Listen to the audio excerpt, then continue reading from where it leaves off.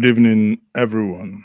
Thank you very much for joining me this evening. My name is Mazes, okay? This evening, we will be looking at the Niger coup. Can Africa afford a new war in the horizon?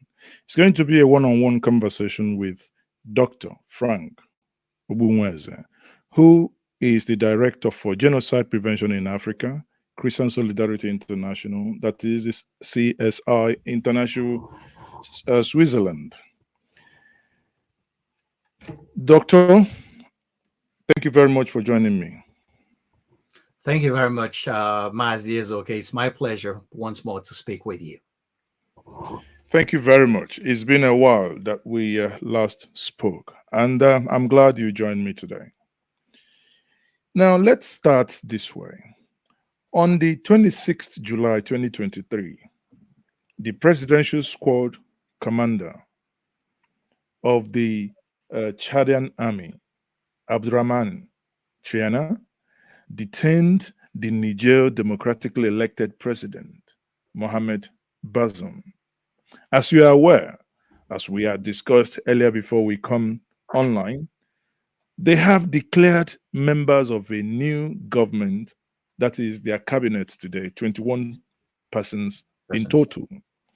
A prime minister, Ali Maman, Lamina Zaina, a civilian economist, will lead these 21 members government with generals from the new military governing council heading the defense and interior ministries.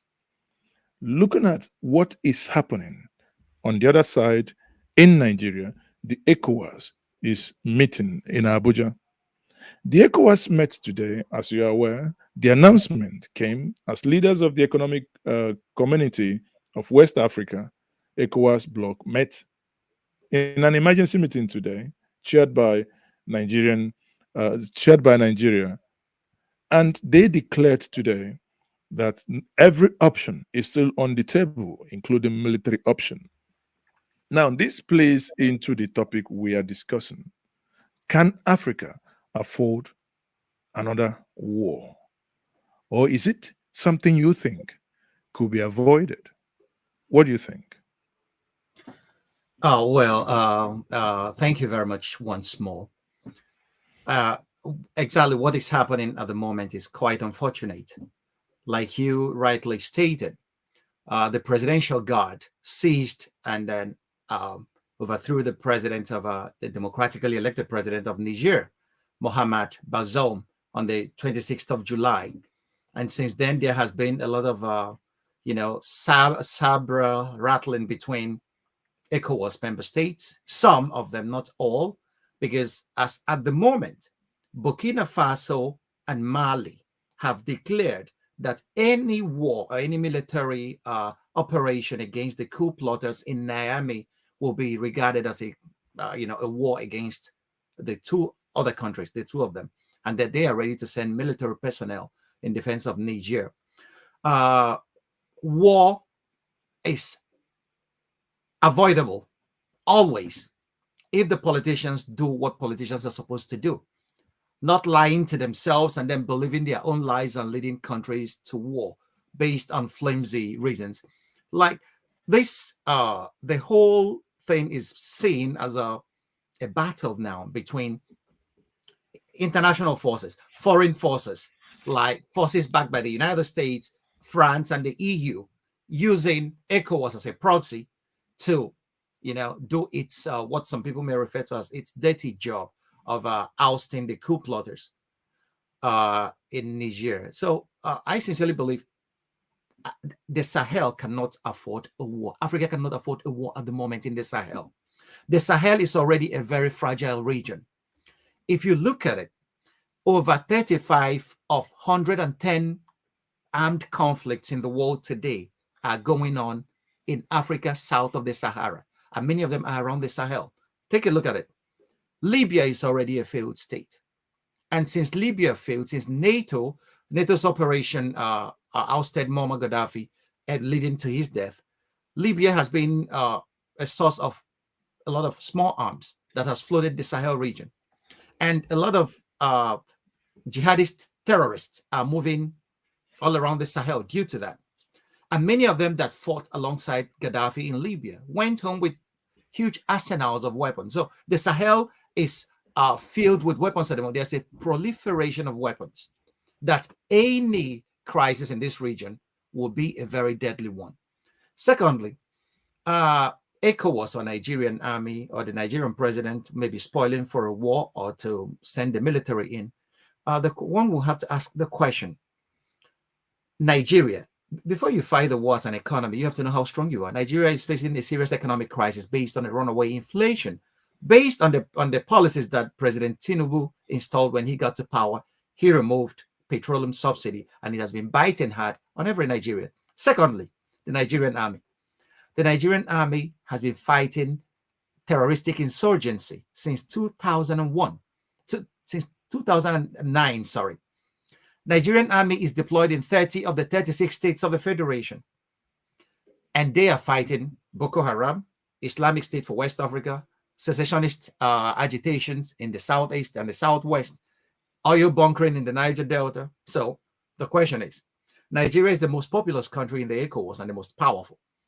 And Nigerian army is pinned down by all these insurrections and insurgencies. So the question is, where is Nigeria going to raise the forces that is going to send to Niger?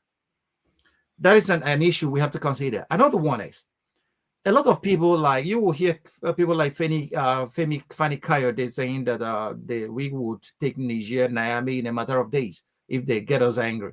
Well, I wouldn't think that anybody who knows anything about the Nigerian army will say that. These guys have been on the forefront fighting jihadistic terrorists in the Sahel. And they were trained by American and French special forces, and they are battle hardened. So this is not a group that you can easily dislodge by sending an ECOWAS troops that has not even met half of what they have met in the battlefield, fighting hardened terrorists coming from the Sahel, like Al-Qaeda in Islamic Maghreb and so on. So it's not going to be a cakewalk. And furthermore, any military operation has the potentials of destabilizing the whole region. You could see 53% of the population are Hausa-speaking people. And between 20 and 30% of Nigerian population are Hausas. And this is why you see prominent northern Nigerian voices rising up against any military operation, because they have these two countries, the Hausas in these two countries, and the Kanuris and every other person, they have links that extend far into the distant past. So anybody that is coming, any military operation is going to upset this delicate balance.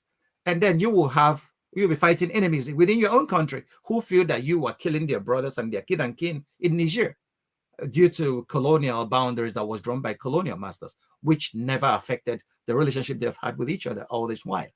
So there are internal dynamics to it, which Nigerian president, anybody should consider. So if we are sending forces to go and sack the coup plotters in Niger, what did we do? What about the moral side of it? What did we do in Guinea? What did we do to Burkina Faso or to Mali?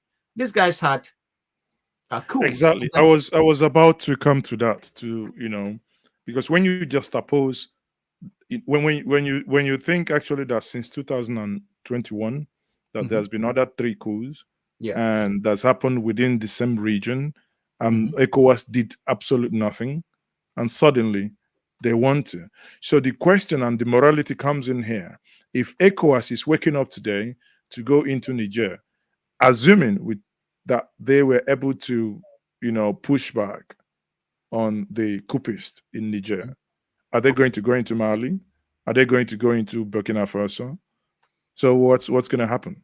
Yeah, these are rational questions every rational mind is going to ask. These are serious questions because ECOWAS and even the African Union, they slept on their charges. We should ask these guys, many of these politicians, how many of them were able to sign the Malabo Protocol against unconstitutional governments in Africa. Malabo Protocol is an AU African Union instrument that has been, negotiated since 2014. But only 15 countries out of 55 countries in Africa were able to sign it. Nigeria, that is leading the charge to go into Niger, has not even signed the Malabo Protocol. So can you educate our viewers on what the content of the Malabo Protocol? It's an instrument, a legal instrument that the EAU, African Union, worked out through negotiations, painstaking negotiation process to stop unconstitutional government, to criminalize coups and removal of a forceful removal of governments in Africa. But many of these countries, because they are afraid that they are going to use democracy the way they want, they refuse to, many of them have, looking at it with askance, they don't want to sign it. So Nigeria has not even signed, Nigeria has not even ratified that precious document, but they are leading a charge to go into another country to force them to respect democracy. Equally, on the moral side, the elections that brought the Nigerian president into power was marred by serious irregularities. A lot of people are calling it a civilian version of a coup. So the case is still before the courts. So can illegitimacy go and fight illegitimacy? This is the question a lot of people are asking today as we were having a discussion in the city of Frankfurt about this issue. Is the Nigerian president morally, has he the moral authority to go march into Niger under whatever rules, under whatever canopy of Ecowas or whatever? Whereas the elections that brought him to power is marked by serious irregularities, which played out in the eyes of the whole world. So there are fundamental issues here. Is war the only option that we can grasp at the moment? And have we asked the Nigerians what do they want? So these are issues we have not even asked them, but we want to impose something on them. It's like another coup to, destroy a coup. We are imposing our will, the will of the international community, on people who never wanted it. Because this coup is gaining, as I am talking to you, popular support on the streets of Niamey and many other Agadez and many other cities in Niger. Because our politicians have failed democracy itself. They have been using democracy the way they want. They have been oppressing the people. They have reduced their economies to, a distribution agency where they distribute favors to their kids and kin and to their hangers-on. So democracy is no longer there to serve as a government of the people or to serve the welfare and the best interests of Africans. And this is why you see many Africans are now, they will not even be sad if one government or the other is overthrown, because democracy has actually failed to live up to its promises to these people. So you see people filling up stadiums to cheer the coup leaders in Niamey. And then we are going to fight these people in their own country in the name of reestablishing democracy, which they never wanted. I should think that people should be allowed to decide the kind of government they want to practice. After all, Nigeria was under military dictatorship for a long while, and nobody invaded us to give us democracy back. Abacha showed us Pepe. Babangida, Idi Agbo, Buhari. But time has changed.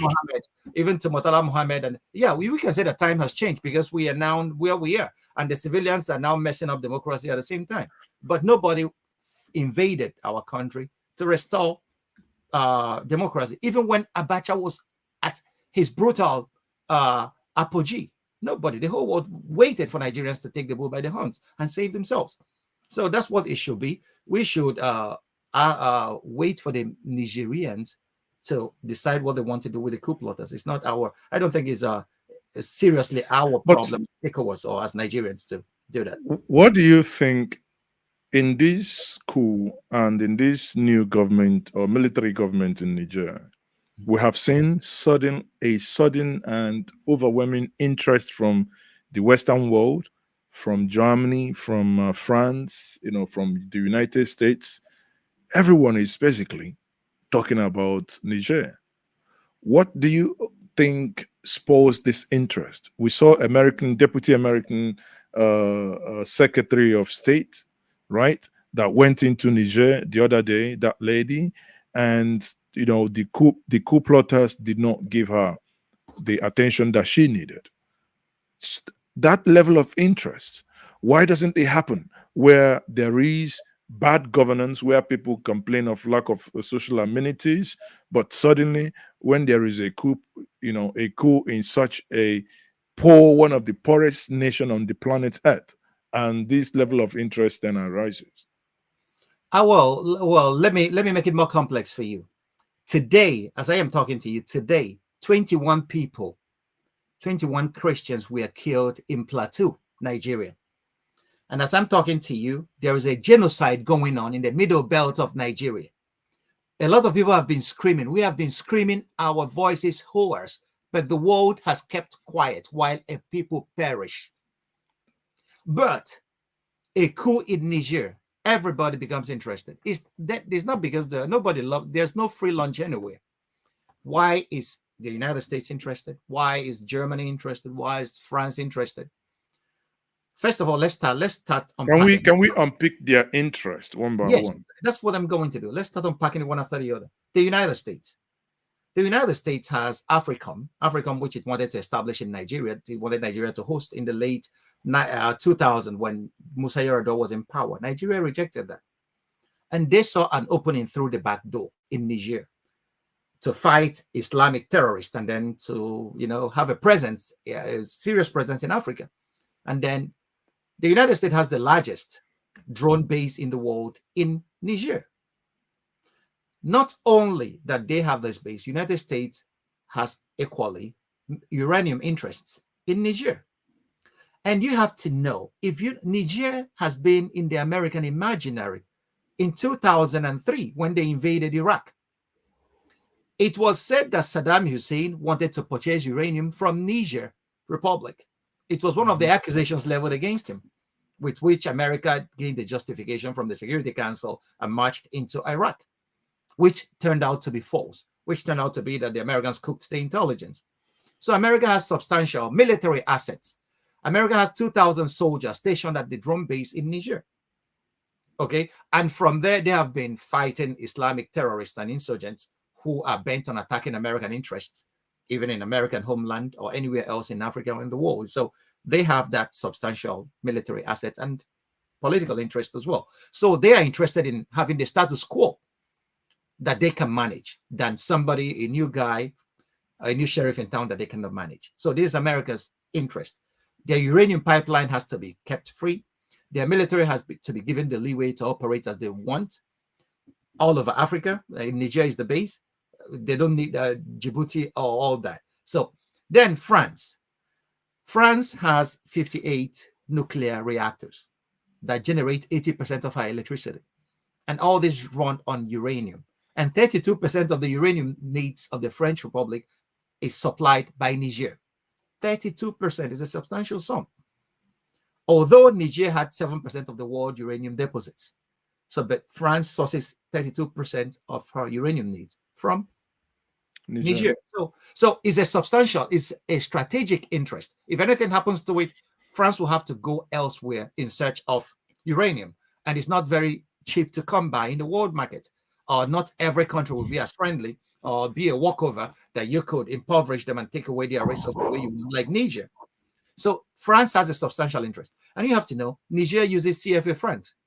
And this is a currency managed by the French central bank. So there are economic interests as well. And this is one of the reasons why Nigerians on the streets of Niamey will tell you that France never left, that they are still being colonized by France. So France has substantial interest. That's why the spoiling for war. France is ready to go the whole length to sack these guys because they want their man Friday in power in Niamey. The Germans have some troops that are supporting the French as well. And they buy some electricity from France and all whatnot. And even at that, the European Union sees Agadez. Agadez is a militarized region now due to EU funding. Because Agadez is a city in Niger and is the last stop for African migrants that are going to assault the fortress Europe. They want to get into Europe through the Mediterranean. So Agadez is the last signpost of sanity before they get to the Mediterranean. And so the EU has been financing a lot of projects to stem the tide of these immigrants coming in, because it's embarrassing every other day reading in the newspapers that African migrants drowned in the Mediterranean. So they wanted to stop this bad press and then stop. It's not that they are reviewing the asylum politics or policies. No, it's that they want to stop, to put an end to it with force and whatever they can gain. And Niger is helping them do that. So If Niger gets out or falls into an unfriendly hand, that means that the dam will be, the floodgates will be let open, and African migrants will keep on assaulting the Mediterranean in order to get to Europe. So EU has substantial political interest here as well. So this is why you all over the Western media, Niger is in the news. It's not in the news when people die. It's in the news when foreign and Euro-American interests are touched. So, and then you will see them crying blue murder when such things happen. If you read across, if you read Le Monde from France, they are telling you that Tinubu's credibility would be based on what he is able to do in Niger, which is to say, Tinubu never had credibility in the first place. So he's trying to buy credibility with what he's going to do in Niger as ECOWAS president. If you read the American media, they will tell you, hey, not every force is on the table, that Joe Biden and Tinubu are still in contact. And Kamala Harris talked to Tinubu the other time. And they even had to send one of the people that a lot of my friends refer as the coup plotter par excellence. The coup plotter. We know her antecedents in Ukraine. Victoria Nuland to get to talk a coup plotter to go talk to coup plotters. They know themselves. So, these are complex issues, but it's not about the people. They, when Michael Jackson made that song, all I want to tell you is I don't even care about us. They don't care about the poor, ordinary people on the streets of Niamey. It's all about big power, politics, and interest. It's about African resources. And you made mention of the fact that Niger is one of the poorest countries in the world. But Niger is one of the richest countries in the world in terms of natural resources. But we don't see that. What we see is that Niger has been impoverished by the West and their collaborators on black skin. So, and this is what a lot of Nigerians, and come to think of it, these coup plotters were trained by the Americans and by the French. And so they are not a bunch of ignoramuses that just got up and then shot their way to power. No, they knew what is happening. They are politically aware as well.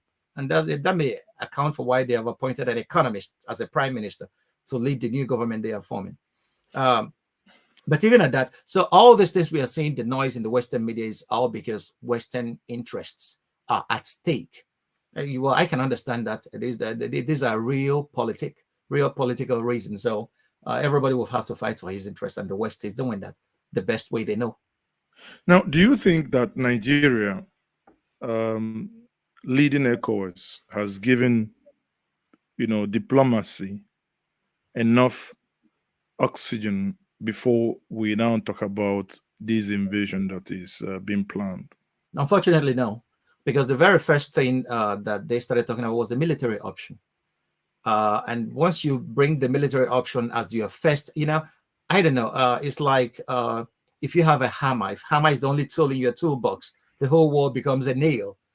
And I never knew when Nigeria started believing that it has a military hammer to blow away a country like Niger. Niger is the largest country in Africa in terms of landmass. Do you have enough brigades and divisions to occupy and pacify this country if you are going to invade it? So these are questions we really need to ask. We have not given diplomacy enough chance. We are now doing the very first thing we should have done last. Putting diplomacy first should have been the first thing, but we made a mistake, a fundamental mistake here that has equally burnt a lot of bridges between the coup plotters in Niamey and ECOWAS. So they are not even listening very much to what we are saying. They are now they have dug in. They are now expecting a military operation. And you can understand them because that was the very first thing ECOWAS threatened them with. So anybody who is in that situation would equally feel the same way. Diplomacy always wins out. There is nothing like dialogue because in every war, there are no winners. There are only losers in every war. That's true. Yesterday, yesterday, the former emir of Kanu, Lamido Sanusi Lamido, went there for the first time, met with Chiani, that is the leader of the coup plotters. And for the first time, because when the Americans came, he didn't. When Abu Salami Abubakar and the Sadana of Sokoto was there, or when they were there, he didn't see them. So he saw them yesterday. Is there anything that Nigerians can read from that visit? Obviously, we also know that Sanusi met with Bola Tinubu today. or maybe to brief him on his engagements yesterday. But that visit that was done from as a traditional, former traditional ruler, without any government backing, without any form of support from government, to have pulled that. What do you think, could inform such high-level engagement? Well, I wouldn't call it a high-level engagement. You have to know that the coup plotters in Niamey reacted to the threats from Ecowas by refusing to meet the high-power delegation that Tinubu sent, Abdusalami Abubakar and the rest of his delegation. They refused to meet with them, telling them we cannot assure their security when they land in Niamey. And then they closed off their airspace because of the threats, because they can see that Ecowas is just Esau's hand and Jacob's voice is the one they are hearing. So when Ecowas speaks, what these guys are hearing are the voice of the French government, or the voice of the American government, the voice of the EU. So that's why they shut off that avenue. And when Sanusi went on his tour, I wouldn't know who sent him. I'm not privy to that. But the point is, what I can read from that, and the important lesson there is always need to have a back channel of communication. Whenever the fronts have hardened, the Americans tried it during the Cold War. They had the red line with the Soviet Union, through which both presidents Nikita Khrushchev and Kennedy, could communicate. After the 1962 Cuban Missile Crisis, they established this red line so that they wouldn't, by mistake, blow up the whole world in a nuclear confrontation. So there is always need to have a back channel to who your adversaries are, no matter who they are. You can always talk to your enemies. That's one of the things that made me like Barack Obama's attitude. You can always talk to your enemies. Speak to them. That's how you come to resolution, and you can see your viewpoint. We have to know what the coup leaders in Niamey, what they want, what their needs are.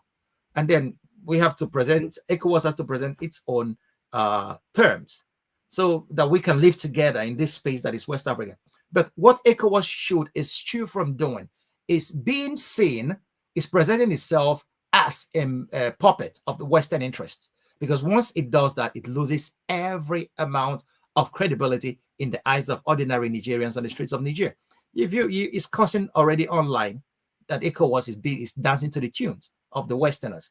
And then Africans anyway wouldn't want a neo-colonialism that is so pronounced the way it is being done now in this coup issue in Niger. So Africans will want to take their destiny into their own hands at this time. So let the Sanusi, that's what I can read from that. Sanusi doing that may be a way. The coup plotters are saying, we can talk to this guy, but we are not talking to Western puppets, but we can talk to our brothers.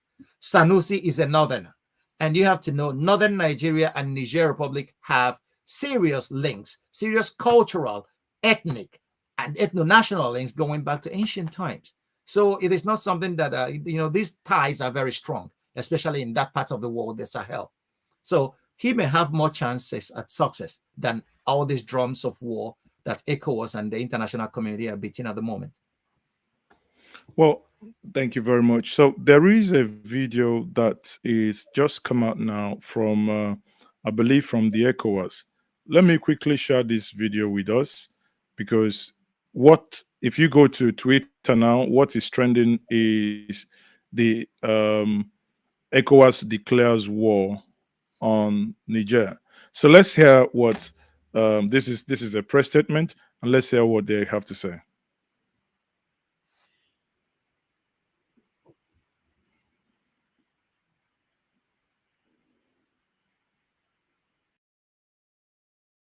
So hold on. Sorry, I didn't share that quickly. Okay, so that's here we go. Let me try that again. Sorry about that. Direct the Committee of the Chief of Defense Staff to activate the ECOWAS standby force with all its elements immediately. Order the deployment of the ECOWAS standby force to restore constitutional order in the Republic of Niger. Underscore its continued commitment to the restoration of constitutional order through peaceful means. direct the committee. So what this means now, listening to these press statement, the press statement that they just read out now, it will be fair to say that ECOWAS has declared war on Niger. This is what we've been talking. We are here in the studio talking about this, and this just happened. That this war has been declared. Isn't that a travesty? Isn't that, that's how do I put that? That is really sad that in the African continent, someone said that between Russia and America is about 55 kilometers, 55 miles, departing both. But yet they can all fight wars, proxy wars in countries, but never can fight each other, right?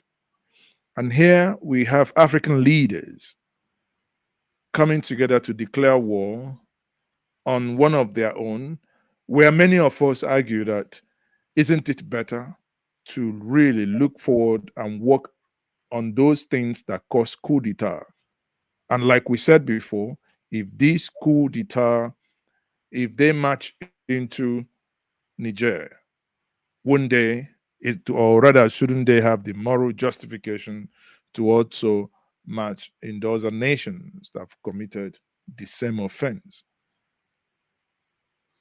Oh, well, I am in shock because this just happened, and I have not even had time to digest actually what I heard as a press statement being read out from Abuja, that they are activating a standby force. There are many issues to unpack here, and then you are still committed to peace, but activated, and you are ordering this activated force to march into Niger to restore democratic order. Okay, so that is a declaration of war. That's what it is, because the Nigerians are not going to take it, and Mali and Burkina Faso have pledged to come to the aid of Niger. So that we're going to witness an all-African, an all-West African war for the first time in the history of this continent, and it's going to be a tragedy that it is happening today. If this is true, this is a very dark day, not only for Nigeria but for the whole of Africa. It's a very sad and tragic day. And this shows you the poverty of ideas dominating our decision making bodies across West Africa. And it is a shame. And today, I tell you, any blood that is spilled in the course of this operation, or whatever they call it, is a blood that we are spilling to appease foreign interest, because that's what it is. And we can never dialogue our way out of it anymore. It's as soon as the shooting war starts. And we don't know where it will lead to. And we don't know what is going to happen. It may end up blowing up the entire West African sub-region. So declaring war and declaring a force to march in is a very, very wrong way to go. Diplomacy should have been given a chance. But who am I to say anything? They feel they know what to do. It's really a sad day. It's really a sad, tragic day. Isn't that, on the other hand, when you look at it, or the other hand, many school of thought have actually argued that while the chairman of the ECOWAS is hell-bent on doing this, it's a validation of the illegality that he's engulfed in. Do you agree with that assertion? Well, to a great extent, yes, because the elections that brought Bola Tinubu to power, to office, was marked by unprecedented irregularities. It played out before the whole world. Election materials were stolen.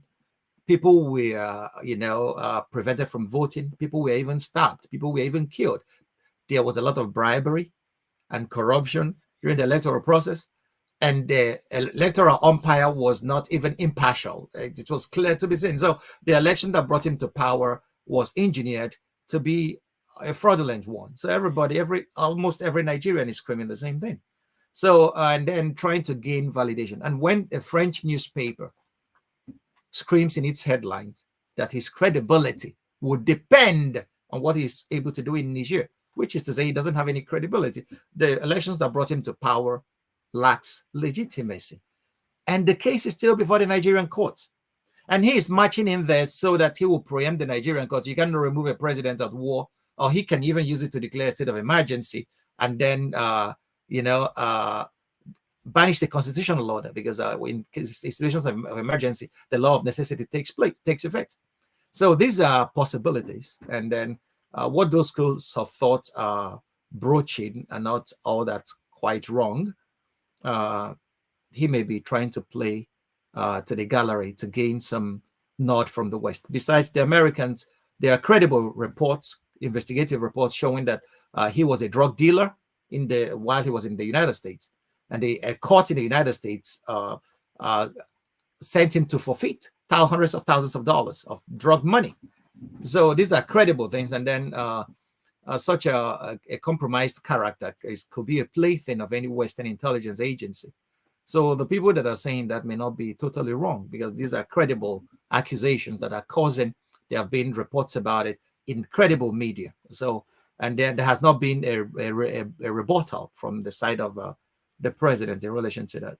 So it's really unfortunate. And then these are the kinds of characters that Western collaborators actually need in order to destabilize Africa. The strong voices in Africa that stand for African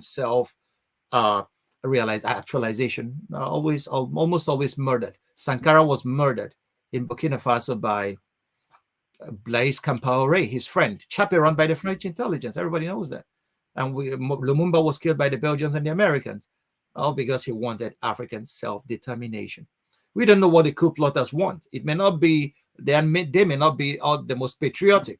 It may be like it used to be, on the issue of who gets what.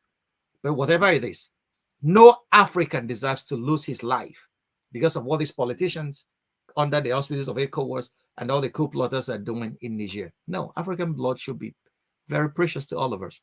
And when our leaders take such tragic decisions, it's really, really a very sad and unfortunate day.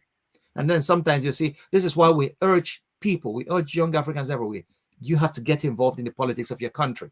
Because Plato said it, the price you pay for not getting involved in politics is to be ruled by men who are unworthy of that office. And they can make decisions that bother on your life and your well-being and the well-being of your loved ones.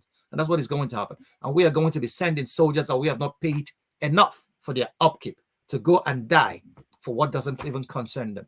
It's really shameful. It is really shameful that you said. Now, there is a video credited to Museveni, a man you know very well. Let's listen to what he said, and I want your reaction on that. There's a crisis now in an African country known as Niger. I think some of our friends from West Africa know it better, Togo and Cameroon, they know it better. You have heard of the quarrels going on in Niger, in West Africa, about uranium being taken to Europe. That's how I came to know recently. When this crisis started, we started getting information that apparently Niger is exporting a lot of uranium to Europe and to France for them to use in their nuclear power stations to generate electricity for them. So, obviously, in his assertion here, which tallies with what you said at the beginning, that this is a case of a people being, badly labeled with some undertone as to why and the reason why this is all happening. And sadly enough, again, if we drive it home, that Nigeria suddenly, in a critical point like this, find itself at the driver's seat of leading war against another African nation.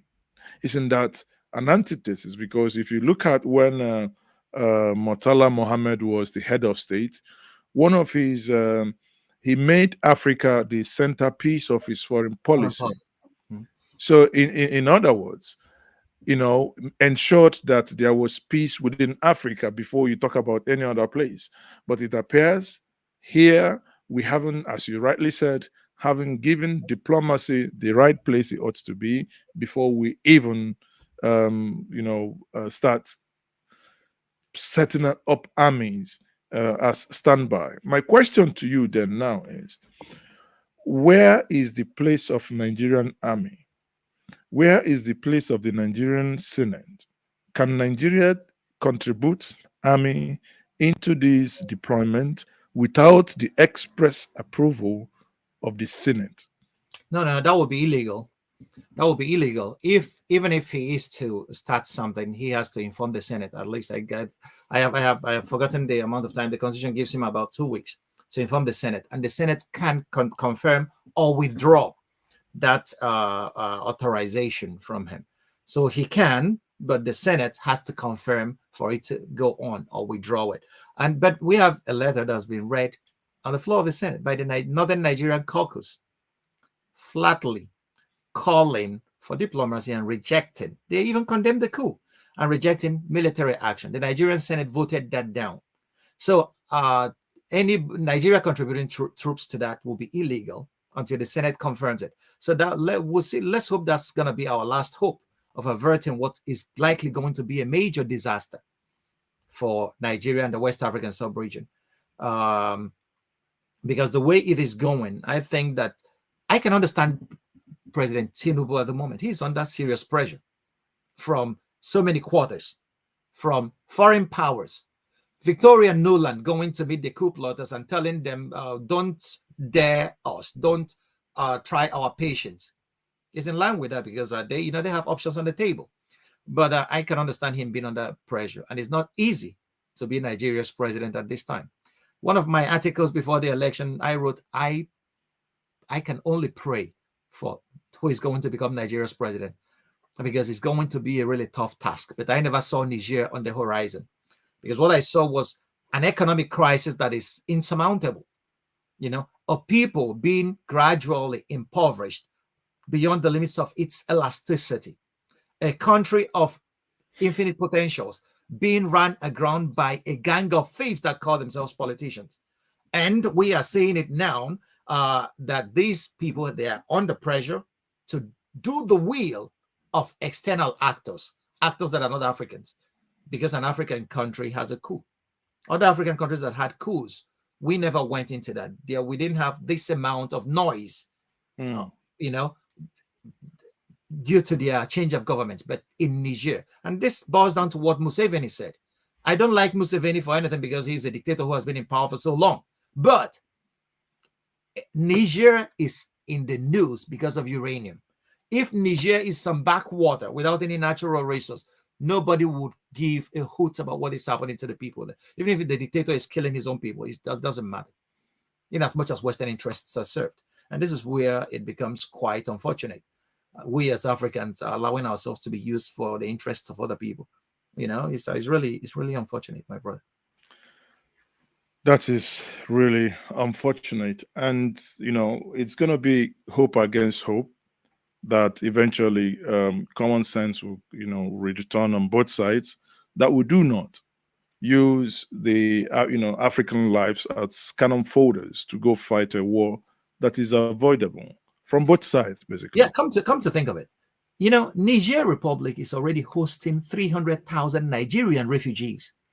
These were the guys that escaped Boko Haram and the Fulani militants who are massacring people in the north of Nigeria, and the bandits as well. And then come to think of it, there are a lot of ungoverned spaces in the northwest of Nigeria. Come to think about a situation of conflict between these two countries. And the Nigerian Hausas are seeing the Hausas in Niger Republic as their brothers. How can the Nigerian government contend the internal dynamics that this is going to generate? Anybody who is thinking about going to war with Niger Republic has not thought it through. Because any Nigerian leader that thinks it through will say that you are in a situation that you're never going to win. Because your own people view those people there as their brothers. And if you attack them from Lagos, then tribal allegiances will now start playing itself up. They will start seeing the president as a Yoruba man attacking the Hausas in the north and the Niger Republic. And can we as a nation afford that kind of situation? where the Hausas in the north believe that the Yoruba man is killing their brothers in Niger Republic. These are the dimensions that we're not even looking at. And it's a very, very combustible dimension, because when it comes to tribal allegiances, people close their eyes and go and kill without any compunctions of conscience. So has the government in Abuja ever thought that through, that this is what is going to happen? At the moment, Bola Tinubu is very busy filling all the major ministries and parastatals with his kith and kin. And this is going to play into the narrative of the people who are going to misunderstand this military action going forward. So these are the things that any reasonable person should sit down and weigh the costs. Who am I going to please? Am I going to sell off my country to please other people? Because if anything happens in Niger and it explodes into a war, it's going to affect northern Nigeria. Northern Nigeria and the Middle Belt Nigeria are the nose and eyes. They are connected. And the Middle Belt of Nigeria is the food basket of the nation. Have we thought about the implications to our agriculture? Have we talked about the implications to our general economy? Is Nigeria rich enough to fight a war? Do we have the economy for that? How are we going to keep charge? How are we going to take care of the refugees that are going to emerge from such a war? Are we going to allow the destabilization of a country of 200 million people? So the EU may think that it will not affect them. If 200 Nigerians, if this war breaks out and destabilizes Nigeria and Niger, 200 million people are going to be on the move. And a lot of them are going to land at the Mediterranean, and a lot of them are going to make a dash for Europe. So these are issues that every reasonable person should think about before activating a force to march into Niger. It's not going to be a cakewalk, because there are a lot of dynamics that is tied to this that are combustible and very, very dangerous on both sides. So in conclusion here, we'll be rounding up. You brought a new dynamics to this, that if this war goes ahead, it could spell a doom for the alliance formed by Bola Tinubu with the North. Well, this alliance is already under serious strain, as we can see. Serious, prominent northern Nigerian voices have risen up against any military action against Niger because of what I told you. They have tribal, brotherly links, fraternal links going on to ages. Okay, so an attack on one is viewed as an attack on the other. Secondly, the 9 or 7 northern governors have even risen up to say they don't want military action, because Niger Republic is very close to them. They share borders and boundaries with them. So any military action is going to have an effect on them already. Trade is already being affected because they were forced to close down the borders.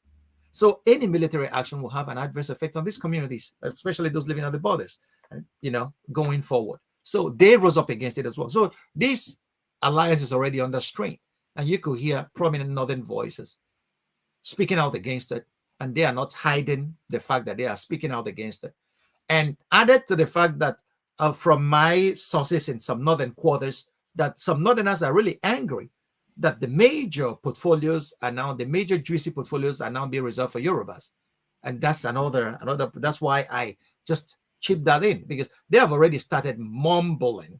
I don't know what is going to happen if a Yoruba president with a Yoruba army chief declares a war on an Hausa majority in a country that the Hausas in Nigeria see as their brothers and kith and kin. It's going to be a very explosive mix, and this is why we really need to be very careful. You only took 2. The a Yoruba president, a Yoruba army chief, a Yoruba IG of police, a Yoruba custom officer in charge of the borders. Officer, so I think it's indeed a delicate combustion. It's a very delicate. I wish that people that talk to Tinubu should bring this to his attention, because these are realities he may not even see, but these are realities that make meaning for a lot of people out there in the north. Because once they start telling this to their imams, and these imams start talking about this in their mosques on Fridays, then Nigeria is finished. That is, I think we'll have someone joining us. One man to the mo. So one man, if you, I believe you have a question, so you can come in quickly and ask your question. You're welcome. Oh, all right. Thank you for having me, Mazi. And good to meet your guest. I think I've met him in a previous incarnation. That was on a different space. Didn't So go go ahead quite with your well. question. Yes. So I've just come into your conversation about 5 minutes ago, and it looks as though war is imminent in Niger Republic. But a lot of that narrative around that war seems to be circling around the Nigerian space and the Nigerian presidency.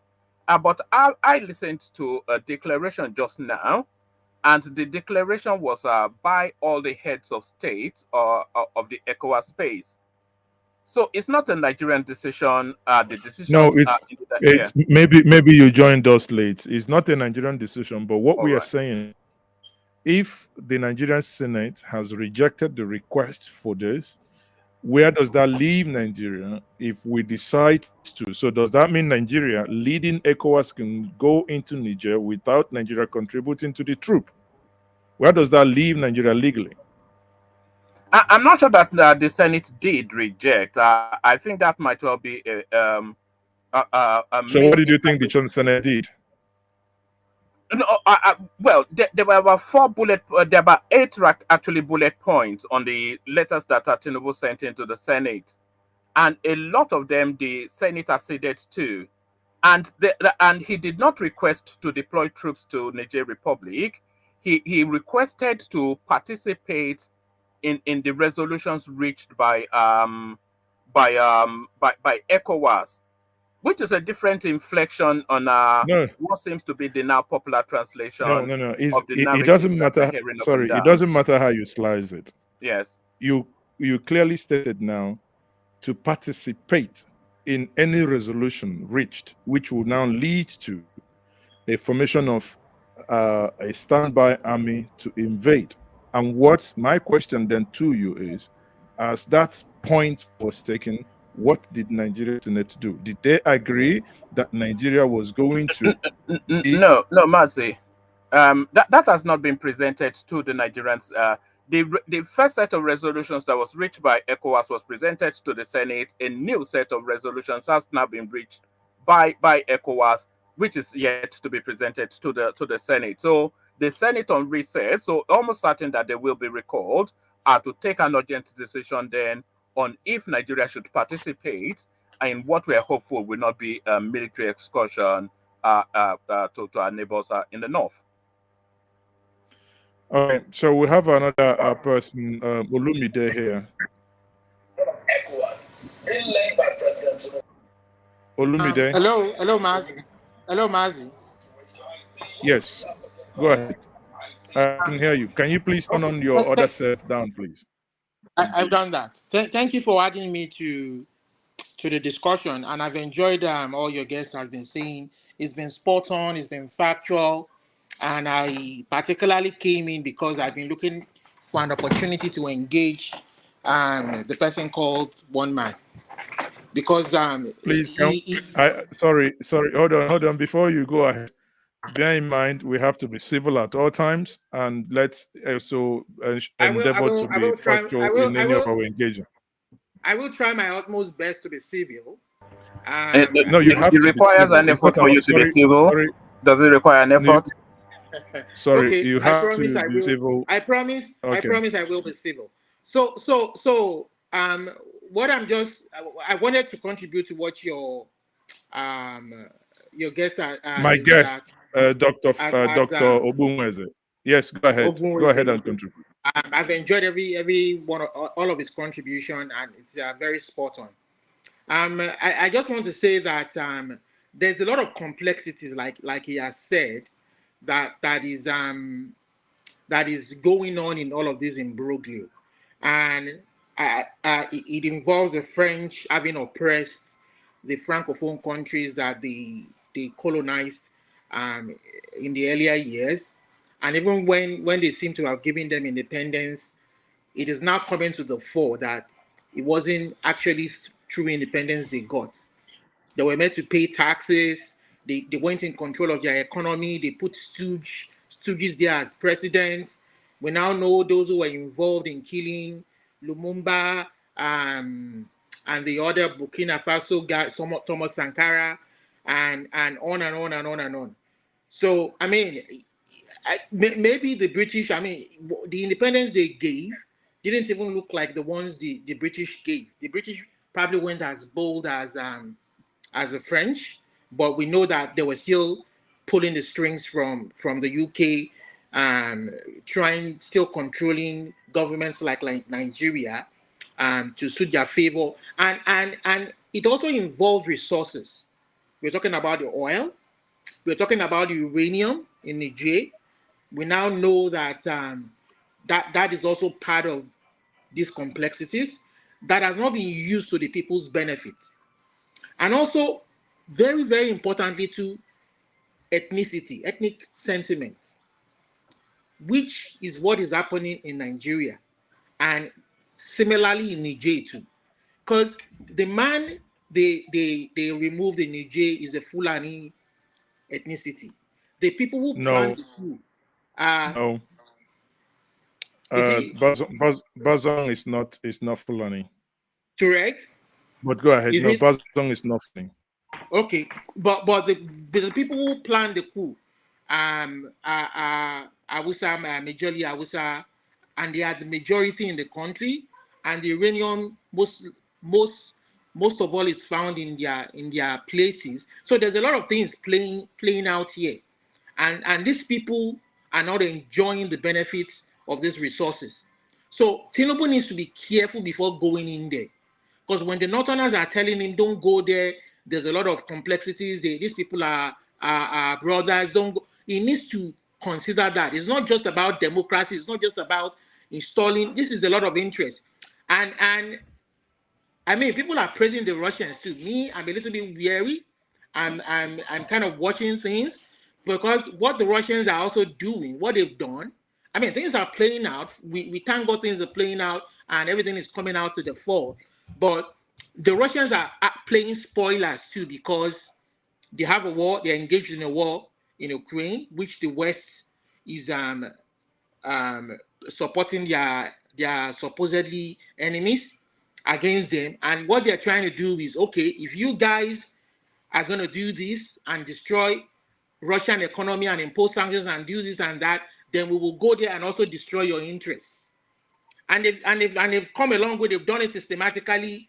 They've come a long way and they're trying to divide. So Africa should be careful that even though Russia is exposing all of these things from the West, all of these bad things they've been doing, illegalities, oppression from the West, we should be careful to and kind of embracing them wholeheartedly, because what we should be looking after is our people's interests, and we should be looking about for the people and laying down true laws and civility for the people. Like Nigeria should look at this, look at what is going on now to take this opportunity to sit down and come and write a constitution that will be beneficial to the people of Nigeria and treat everybody as equal partners.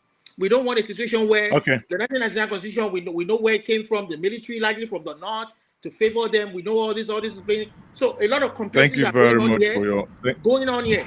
So I just wanted to say to one man, please be factual and honest, and don't talk naively, please. Don't people are thank you very much for thank you very much for intervention. Let me get back to my quote, but let me make a correction here. I've just that I cannot remember before, but I just made a Google search. The ethnicity of Bazum is Olet Slimed Arab, right? So whatever they call that is not on it. So that will get that factually correct. Now, if I come back to my guest here. Sorry, Marcy. So yes. What I wanted to point out is that Blaze Arab or whatever you termed it are probably related to the Tuaregs, and the Tuaregs are minorities in that country, and how they come to be elected when there's a free and fair election in that country over an ethnic group that is over 50% in population.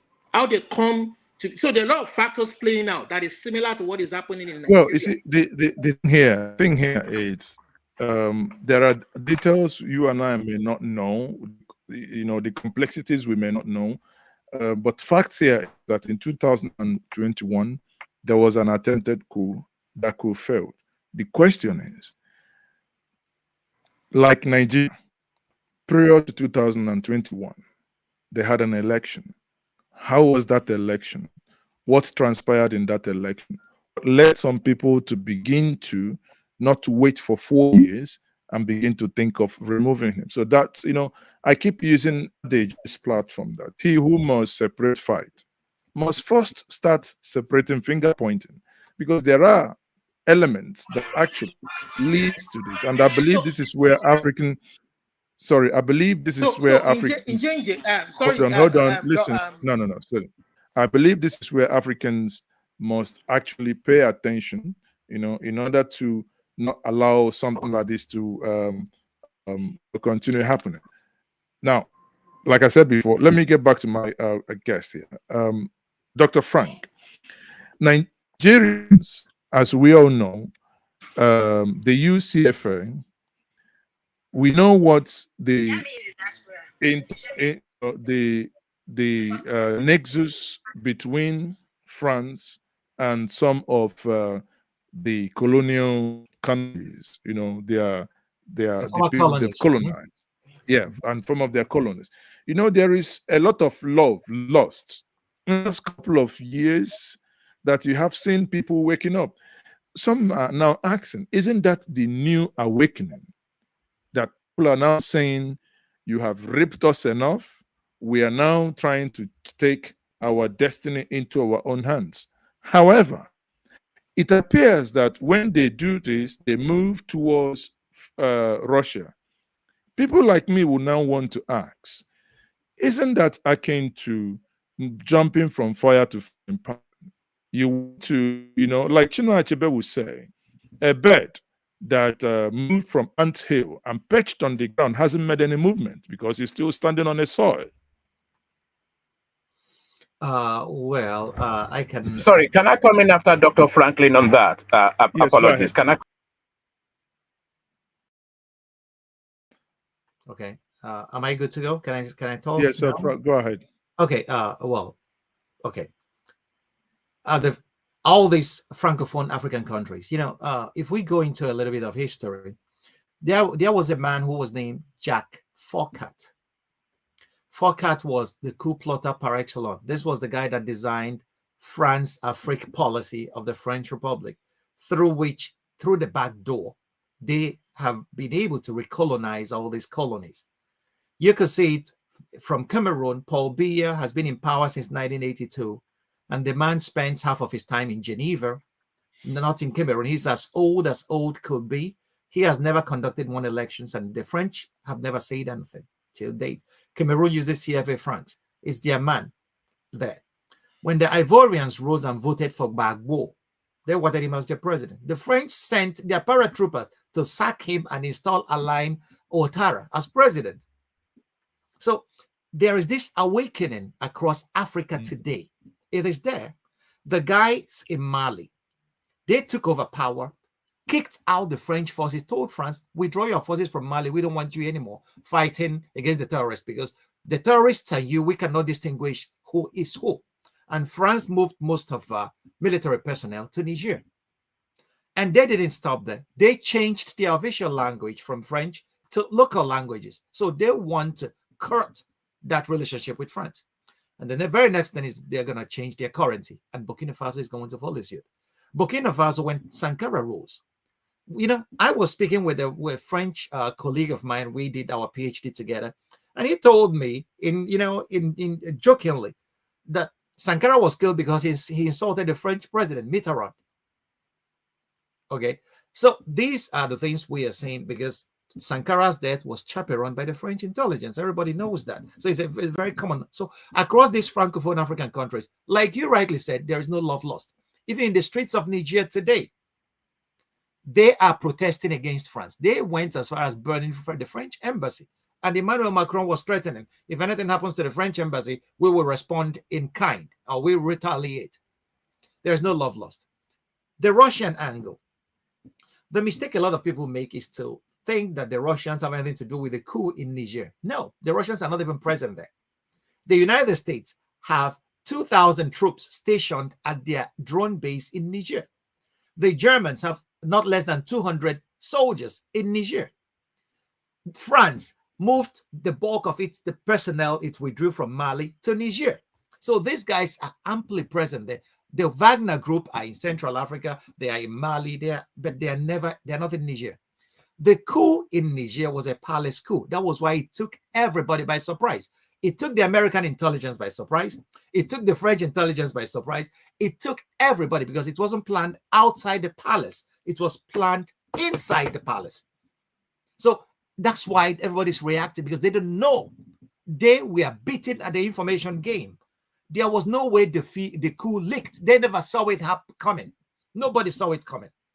So this is the reason why everybody is uppity and jumpy about it, because they never saw it coming. So the Russians have nothing. Even the Russian government came out against the coup. There's a democracy should be restored. This is the first time I heard that about Putin and his gang. But that's the case. The Wagner group, whatever they are saying on their Telegram channels, is just what they are saying, but they are not present there in Niger. The Americans, Niger has been their airspace. The French, the Germans, the EU, and their bunch of soldiers and peacekeepers and all whatnot. So they are the ones there. So there is no love lost between the French and their former colonies. You made an allusion that the Russian president said democracy should be restored, and I'm laughing. Yeah, because we saw him with the Burkina Faso young leader. Yeah, and I'm not aware that young man is a civilian. Yeah, so why didn't he tell him to go back and restore democracy? Well, in order not to, I'm not defending Putin in any way. Putin was elected by the Russians, and he has been re-elected so many times in Russian way. Yeah, whatever way we may want to judge that in our Western Western influence style of thinking about it, it is their own thing. Every country must find the system of government that suits them and works for them. So Russia, there's this United Nations principle against meddling in the internal affairs of any country. So Russia instructing him to go will be meddling in the internal affairs of the people. The people should be the ones to rise up and overthrow the government that doesn't suit them, not an external force. And this is one of my major disagreements with what Ecowas is trying to do. You are a regional bloc, but this regional bloc, how many countries in this bloc have signed the Malabo Protocol? Nigeria has not signed it. This is the protocol that the AU walked out, African Union walked out, to prevent unconstitutional change of government in Africa. But many of only 15 countries out of 55 African countries have signed this document. Why? And this was one of the most potent instruments of preventing unconstitutional change of government in Africa, but they refused to sign it. And we are spoiling for war. We are asking people to restore democracy, but the instrument that the AU gave us, we don't want to sign it. Why is that the case? So these are the issues that we really need to start questioning. Meddling in the internal affairs of another country. They will say that the United Nations have given them the marching orders to do that. But we have to know, the United Nations gave the United States the marching orders to invade Iraq. But was it legal? Was it right? So these are the fundamental questions we really need to question.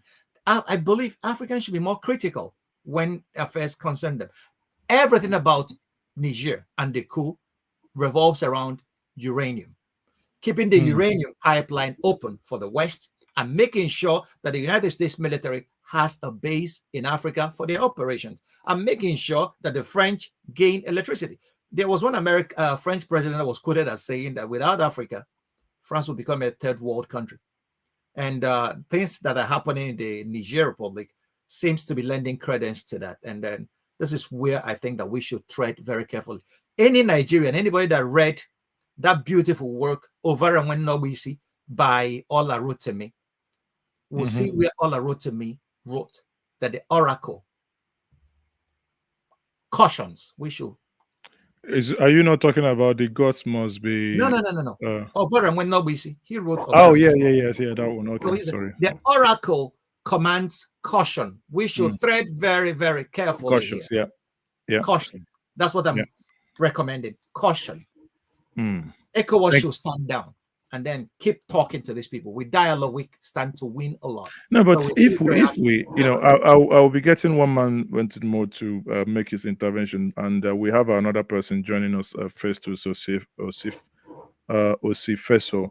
So, but before I bring him in, if we play scenario game here, what is the end game scenario that you think could be the right thing for, the right exit strategy for the ECOWAS sub-region, if on the unlikely event that the coup plotters insist that they wouldn't go?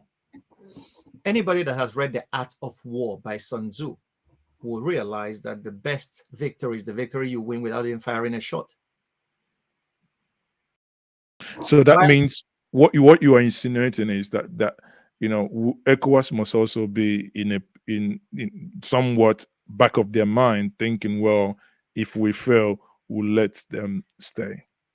No, there is no way ECOWAS would talk about failing here, because they failed in Mali, they failed in Burkina Faso, they failed in other countries that where military coups took place and they did nothing. They suspended them, right? Then you can suspend Niger as well. Not going to, why are you activating a military force? Did you activate a military force in Mali? Did you activate one in Burkina Faso? If not, why not? So what is different in what the Burkinabés did and what the Malians did to what the Nigerians did now? What is the difference? So this is where people are saying that we are dancing to the war drums being beaten in Washington and in Paris. So if we didn't take these actions when these same coups happened in Mali, happened in Burkina Faso, why are we all walked up now in Niger? So these are the silent every critical mind should think about. I don't have the answers of what should be done, but I am against military action to restore what? Democracy. Democracy that the people themselves in Niamey are now telling you they never wanted that government. They are now telling you they are supporting this one. Should we listen to the people, or should we listen to the Western interests that want to impose somebody, their man Friday that stays in power and makes sure that the uranium pipeline from here to Paris and from here to Washington is still in place? Africa is high time Africans start thinking about what is in this for Africans. This is our continent. We have been playing enough. I guess our leaders should start thinking in this direction. We don't have Pan-Africanists anymore. The only Pan-Africanist voice that we still have that is making a lot of noise but doesn't have power is Julius Malema. Every other person is now dancing to interests that are beyond what his people. Or Professor Lumumba as well. But again, he doesn't, like you said. He's not a politician. He's just an academic like myself. So, yeah. Anyway, so thank you very much for that, for those thoughts. Let me bring one man again. One man, your intervention, please. All right, thank you, Mazi. So I'll be making the intervention by way of our parting remarks. But I'll take that Chinua Achebe quote you gave earlier on, and I'll raise you another quote for Chinua Achebe, a man of the people. He has taken enough for the owners to see. So that was from Chinua Achebe's book, A Man of the People. He has taken enough for the owners to see. So particularly pertinent to the narrative going on in that Francophone space, with all those Francophone countries saying to the French, you have taken enough. So, but that narrative is not the narrative that is going on in Niger Republic. Because when that coup was declared, the reasons that the coupists gave was the incompetence of the incumbent governor, the incumbent president, and then him not being able to handle and contain the jihadists. So those are the two reasons that they gave. But then this narrative of waging against French exploitation, which chimes with populism, that came laterly. Then they latched onto that, and then that now seems to be the abiding narrative. But when they came in, It was to get rid of what they purport to be the standard template of the African coupists. It was just a rehash of all of that. So that was how they came in. But this Wagner group, you know, they are opportunistic interlopers into this narrative. They are not part of the narrative until it came midway, but they already have a strong presence in that sub-region. And the narrative of now what is going on within Niger Republic, it presents a really golden opportunism for them, you know, to latch into that space, you know. And if they latch into that space, then of course these guys, these coup plotters, what they'll find, and by the way, I have no anticipation that that coup will succeed. So there's either going to be a counter coup, or they'll be negotiated out of that position, or there'll be some sort of force to remove them. But the present crop of people that have charge of that country, I don't have the anticipation that they'll be there long term. I don't have the anticipation that they'll be there for months. So I don't have that anticipation. But really, the stance that ECOWAS, and we must make the emphasis that it is ECOWAS that is taking a stance, not Nigeria. The stance that ECOWAS is taking is a stance that necessarily led by what was that? Nigeria. So do I carry on? Yes, the No, stance that ECOWAS is taking is the stance that they should take, because that culture is now starting to pervade. The defense minister of Senegal, she was asked why they were volunteering troops when they did not do anything in Mali, etc., etc. And she responded that it was that one coup too many. And that has to be the stance of all of us, that one coup too many. So, because, and also they are an existential threat to us, by the way. If Niger Republic becomes a collapsed state, a failed state, you know that the largest arm market in the Sahel is in Niger Republic. If it becomes a failed state, what will make it what will make it a failed state if the military that are now in power are up to task? Well, they don't inspire confidence in me. Do they in you? Yes. Well, the characters that we're seeing on display, they don't inspire confidence. Okay, so one man. Sorry, Doctor, go ahead. Okay, now the issues. I like his line of thought. They may not inspire confidence in us or in the West, but you have to know, a lot of people in the streets of Niamey are in support of the coup plotters. So if they inspire confidence in their people, that's all that is required. And when you make the case that the largest arms market is in Niger Republic, if this largest arms market is in Niger Republic under the nose of the Americans, who are flying drones 24 hours from a base there, under the nose of the French troops who are stationed there, under the nose of the German troops that are there, and all Western spy agencies that are present in Niger, watching all over Africa. And if this arms market is still functional and operational, then they may have a hand in it more than you know. Because when Gaddafi's Libya failed, that released a lot of arms, small arms, into the Sahel. A lot of jihadist fighters that fought alongside Gaddafi went to their various countries with their arms and arsenals. And we saw a proliferation of arms in the Sahel. But Niger, I have never heard, I may be wrong on this, I have not heard that they have the largest arms market. But what I know is that there are trans-border operations conducted by jihadists. Even in Nigeria, you will remember that there was a time an American, was his name, was kidnapped in Niger Republic and brought to Nigeria, that Trump had to send the special forces to free him to Nigeria. Correct. So there are cross-border operations. That is well established. About the Russian issue, we have to be very careful here. Even Secretary Blinken, the American Secretary of State, stated it clearly in a BBC interview that he knows that the Russians didn't inspire the coup in Niger or have any hand in it. The Wagner group may be around. They may be making noise on Telegram. But they are not in Niger. I have this on excellent authority. They are nowhere near Niger. They had no hand in the coup.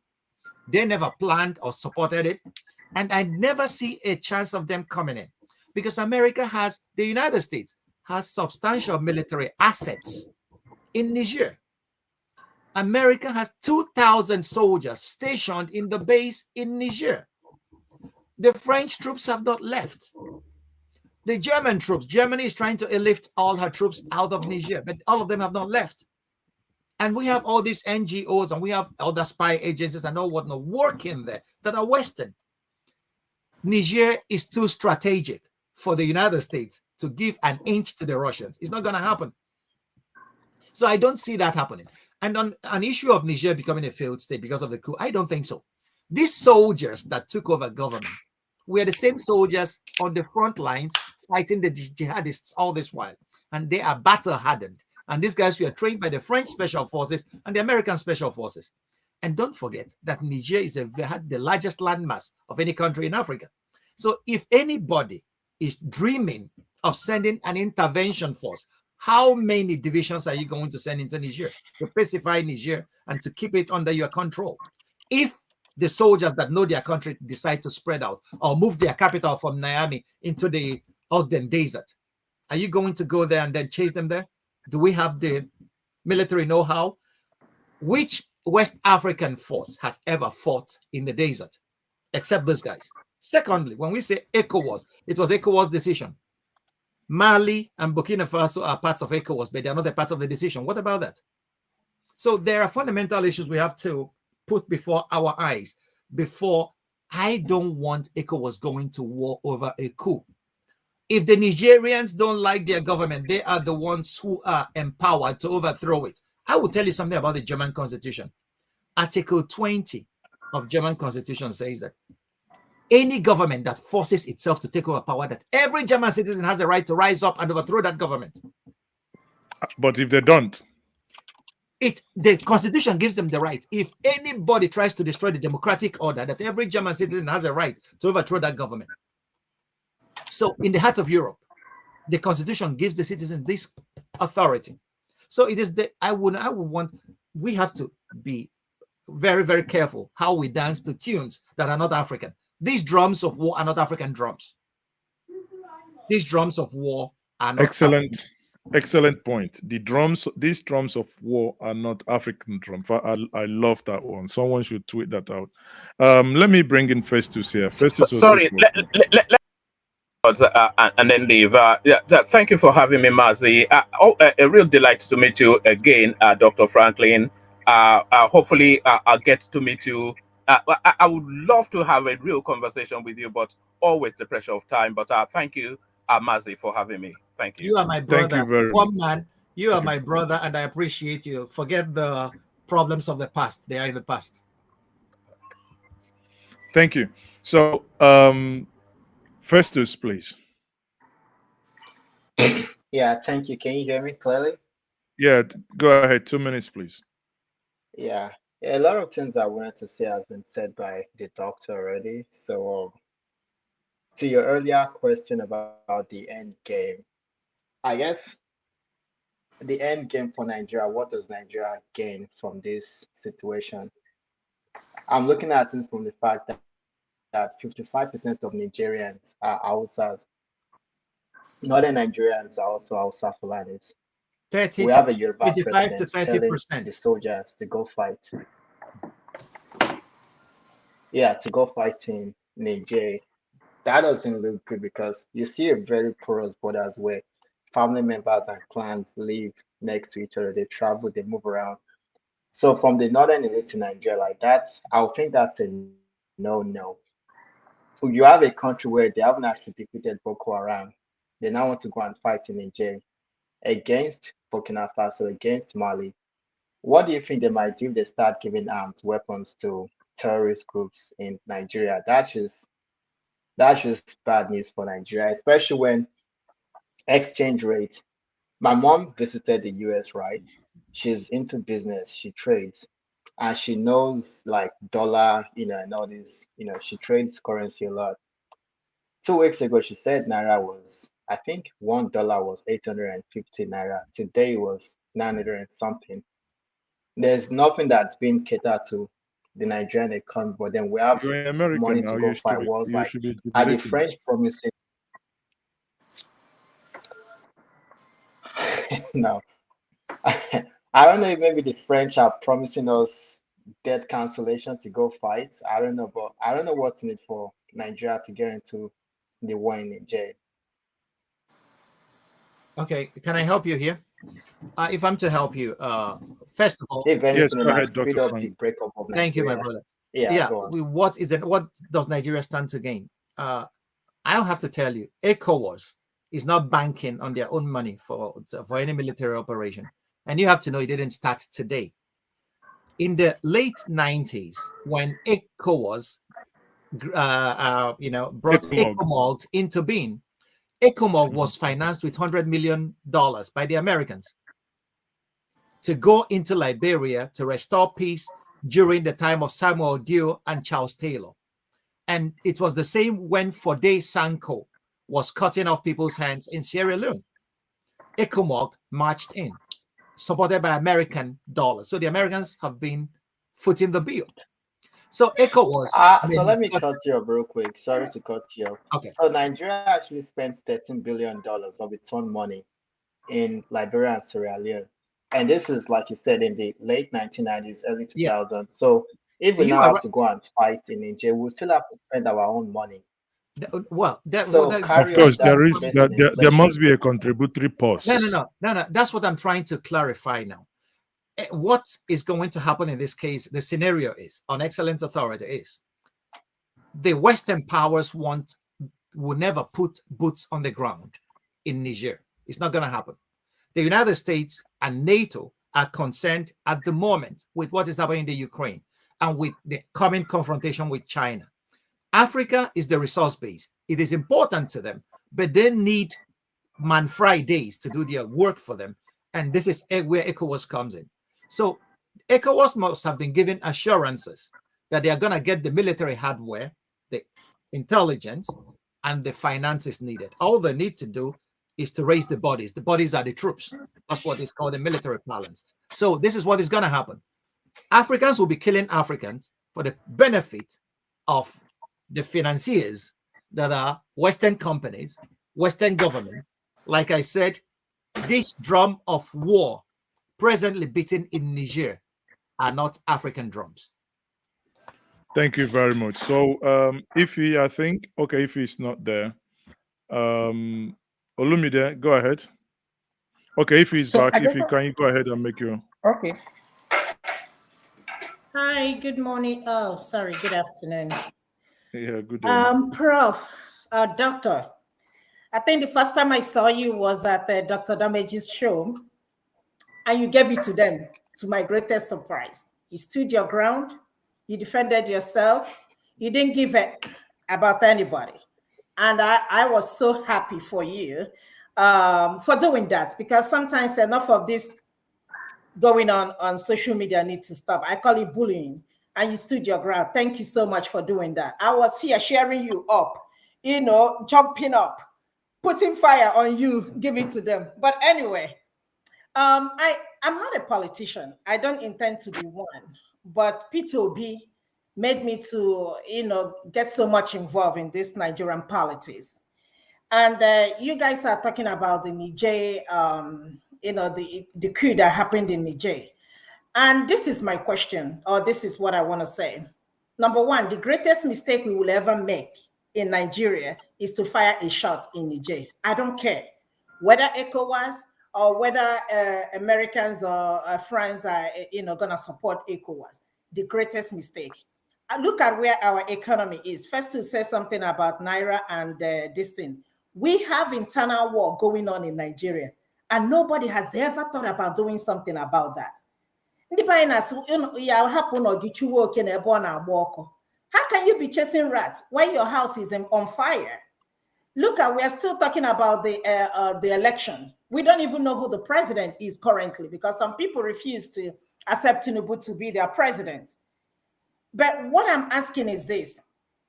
the essence of the war, we don't have anything to do with that. I don't want us to go into war, no matter what. Everywhere the Westerners put their hands in, they leave that country terrible. For example, look at what happened in Afghanistan. You see what they did in Afghanistan? Look at what they did in Libya. Look at what they did in, I think, Iraq. Those countries now, I mean, is just in a terrible state. And I will feel it will hurt us more as Nigerians if we ever fire a shot in Niger. My thing is this: Tinubu need to focus on our economy. Our economy is crumbling. When I mean crumbling, we don't have no job. We don't have basic amenities. We don't have nothing in Nigeria. There is nothing over 60-something years of our independence. There is nothing we can even talk about. Unemployment is, I think, is almost 30%. Even the people that have job, how much are they making? You know, so my thing is this: I don't know the advisors. I don't know who is advising him. Looking at the ministerial list, I was like, this is compensational list. That's what I call it. It's not, this is not a ministerial list. These are the people that supported him. So this is an opportunity for Tinubu to, you know, compensate them. So my question is this: if for any reason whatsoever, Nigeria decide to go to war or to go and fight in Niger, what do you think? Because another thing, you might know how this war is going to start, but you don't know how this war is going to end. Because when Russia invaded Ukraine, everybody was thinking under 2 months, they're going to destroy, you know, and occupy Ukraine. This is 1 year and about 6 months now. They're still fighting. And we're not even sure how long this is going to end. So my fear is intervening in Niger, and then the problem is going to be the outcome. What do you think that is got the effect of this, if for any reason or at some point there will be a military intervention in Niger? Thank you very much. Doctor, can you please respond to that? Yeah, thank you very much, Ify, my sister. Well, I am honored that I received all these praises from you. I don't know what I did to merit all of it, but thank you. I do appreciate it. Like you said, first of all, let me start with the very first point you made. You said you don't like politics. Please, my sister, start liking politics. Plato said it. The price you will pay for not being involved in the governance of your country is to live under the rule of evil men. It was very clear, and it's always been the case. So please get involved. And another way to get involved, you don't like Nigeria going to war or a military action in Niger. If you have the telephone number of any of your senators, start calling them now and telling them we don't want war. That's what every Nigerian citizen should be doing. Calling your senators and telling them to sit up. We elected you to speak for us, and our voice now is Nigeria doesn't have the resources. Nigeria doesn't have the economic backbone to go to war. Our people are dying of hunger. Boko Haram has not stopped. The Fulani militants are committing genocide in the middle belt of Nigeria. These are the internal wars we should be fighting at home. Getting our economy, getting our people working. You know, this may boil down to what Tinubu said during the elections, that he is going to employ 50 million youths in the army. You don't have a war and you are over-bloating your army. What are you going to do with that? So these are issues that we really need to sit up and call our representatives to act on our behalf. Another point, what will be the effect of a war in the Sahel? The Sahel region ranks high. Almost all the countries rank high in the global index of fragile states. All of the states around the Sahel are fragile. You mentioned it. Libya is a failed state. Sudan is fighting a civil war between two generals. Over 9 countries in the Sahel have been fighting terroristic insurgencies all this while, including Nigeria. Boko Haram, Islamic State for West Africa, and Saru and all what, and the Fulani militants are all operational in the northern part of Nigeria, in the Sahel region of Nigeria. So the only war that Nigeria needs to fight now is to get security in Nigeria, make Nigeria more secure. Fight the militants, fight Boko Haram, not external action in another country. We don't need that. We don't have the economy for that. The soldiers where are we going to draw the troops for that operation? Nigerian army is scattered in 30 states of Nigerian 36 states. They are in operations. So where are you going to get the bodies? Where are you going to get the troops you're going to use for a war in Niger? 30 states of Nigeria are under virtually military occupation. And we are trying to go to Niger. What are we going there to look for? So whatever ECOWAS is doing, ECOWAS, from my perspective, is now being used by powers that don't love Africa one bit to attain their political and economic ends. Like I always say, these drums of war beating in Niger are not African drums. So the effects are going to be devastating. The Hausas in the north, my brother even emphasized it, 53% of the population of Niger Republic are Hausa people. Between 25 and 30% of Nigerians are Hausas, and they'll live in the north, in the same region. Okay, so and they have intermarried, they are kith and kin, they have traded for millennia. And there are issues with refugee as well. Now, Nigeria, because Niger Republic is hosting 300,000 Nigerian refugees that run away from Boko Haram and Islamic militants. So what about if they start using these people as shields in a war against Nigeria? What are we going to do? So there are a lot of complexities that we really need to unpack. People who are advising the president should get this to his ears. Military action in Niger is a very bad idea at this time. Thank you very much. So as we round up, let me allow Olumide in 1 minute to please put up your closing remark. Okay, so Doctor, thank you for coming over to kind of open our eyes and minds to what is playing out there. And I've learned a lot from what you've said. But and again, I've been thinking, I don't know if you agree with me, that all these boils down back to if our African leaders can sit down and realize that we are made up of different ethnic groups and we must treat each other as equal partners when we come to the table. It goes back to the Berlin Conference when the West and Europe partitioned Africa within themselves, divided families. I was reading about the Niger. I mean, for the first time, I've never read about that Nigerian country before, because to me, it was whatever happened there was immaterial to me. But with this conflict, I went there and I found out for the first time that 53% were Hausas, and it was that Hausa part of Niger was part of the Hausa Empire, with the Nigerian part. Yeah. And with the Berlin Conference, these people divided. Now, this is all what is coming to fore. They divided people along partitions, borders, without minding the consequences. If they go to war now, it will spill over, and you have Yorubas in Benin Republic, in Togo, all these partitions they created, they will start supporting each other. It will turn into an ethnic conflict. Yeah, I made mention of that because that's the danger. That's the major reason why prominent northern Nigerian voices are speaking out against military action in Niger. 7 northern governors have already written to the president saying we don't want military action because it's going to destabilize our state. The Northern Caucus in the Nigerian Senate wrote even a letter that was read on the floor of the Senate, rejecting military action. Our president and ECOWAS should hear these voices because this may have the potentialities of breaking up Nigeria if we are not careful. Because come to think of it, my brother, you made one excellent point. You said we should recognize that in spite of the fact that our tongues and tribes may differ, but we have to treat each other as equals when we come to the table. Chinua Achebe, nobody has ever done a better analysis of Nigeria or African situation.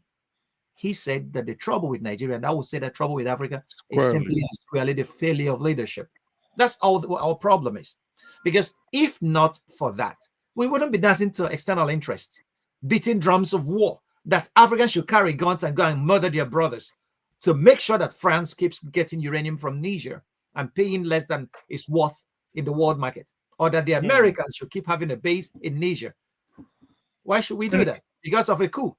Military coups happened. They didn't do anything in Mali. They didn't do anything in Burkina Faso. Why Niger now? That's the question everybody can ask. Why Niger? What is so special about Niger? It's supposed to be a desert outback, but Niger has uranium. Okay, so we are rounding up now. Before we do, this is only for the benefit of those who joined us late. The video of ECOWAS declaration, just couple of seconds here. Let's listen to that again. Doctor, I will allow you to have the last, to have the last comment before we call it a day. Direct the Committee of the Chief of Defense Staff to activate the ECOWAS standby force with all its elements immediately. Order the deployment of the ECOWAS standby force to restore constitutional order in the Republic of Niger. Underscore its continued commitment to the restoration of constitutional order through peaceful means. Now, again, like we said before, sadly, that this does not sound like a diplomatic way of ending any conflict, because it's clearly stated: order, deploy, order. This sounds deploy. too colonial for my liking. This sounds like something that was scribbled in some Western capital by some Western intelligence agency and given to African vassals to read. I am sorry. That's what it sounds to me like. You are ordering a standby force. It's so very tragic. It's so very tragic. Listening to that, it's so very tragic. You are ordering a standby force to go and do what? To Niger. Mali and Burkina Faso have already pledged that you are fighting against them if you do that.